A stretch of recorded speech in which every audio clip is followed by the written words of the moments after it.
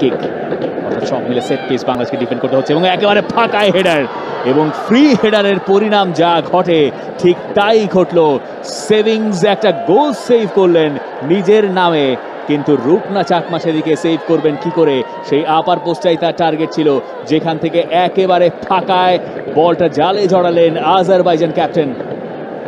First ম্যাচে যেটা করতে পারেননি, একটা গোলের অপেক্ষায় ছিলেন তিনি, এই ম্যাচে এসে অবশেষে সেই খরাটা কাটালেন সেভিংস।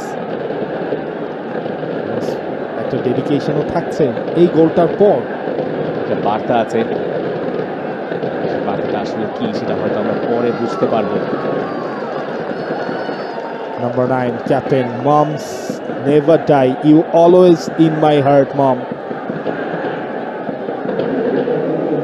আবেগী বার্তা সেখানে আজারবাইজান ক্যাপ্টেনের, এবং তারপর চোখের পানিও তিনি ধরে রাখতে পারছেন না। আমি নিশ্চিত আজারবাইজান ক্যাপ্টেন এই গোলের পর সেই গোলটা কাকে আসলে উৎসর্গ করছেন এমন